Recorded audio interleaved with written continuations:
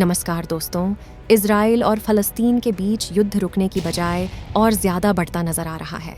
Gaza शहर के अल अली अरब Baptist अस्पताल में एक ज़ोरदार धमाका हुआ।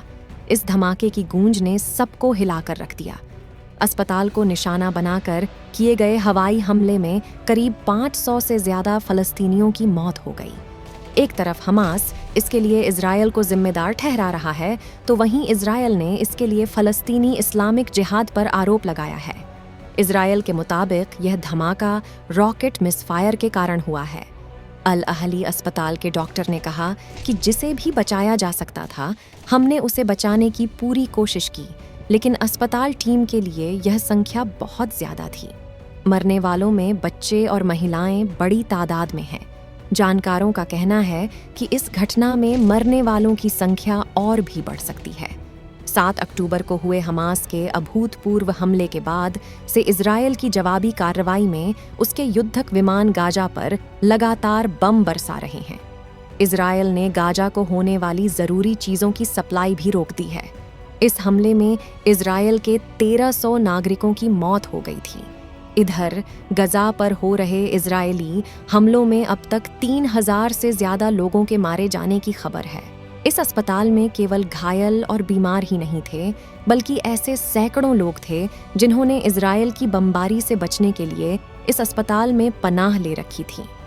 अमेरिका हमास और फ़लस्तीनी इस्लामिक जिहाद को आतंकवादी समूह मानता है। इजरायली डिफेंस फोर्स ने अस्पताल में हमले के आरोप से इनकार किया है और अपुष्ट खबरों से बचने की अपील की है। कुछ देर बाद इजरायली सेना के मुख्य प्रवक्ता रियर एडमिरल डैनियल हजारी ने एक वीडियो संदेश जारी कर कहा कि गाजा के अस्पताल पर हुए हमले में इजरायल की सेना का हाथ नहीं है।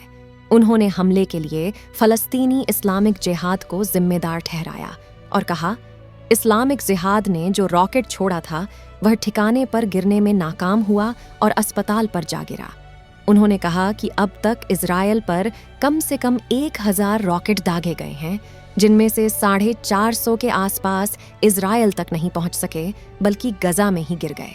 यरूशलेम के सेंट जॉर्ज कॉलेज के डीन और शहर के चर्च के शीर्ष अधिकारियों में से एक रेवेनेंट रिचर्ड सेविल ने कहा कि अस्पताल में जो हुआ उसके पीछे किसका हाथ था, पुख्ता तौर पर यह जान पाना मुश्किल है। दोस्तों, आप और मैं तो यही उम्मीद करते कि यह लड़ाई जल्द से जल्द खत्म हो और शांति का माहौल फिर से कायम हो। इस लड़ाई में मरने वाले बेकसूर लोगों की आत्मा को भगवान शांति दे। वीडियो देखने और इस प्लेटफॉर्म को सपोर्ट करने के लिए शुक्रिया।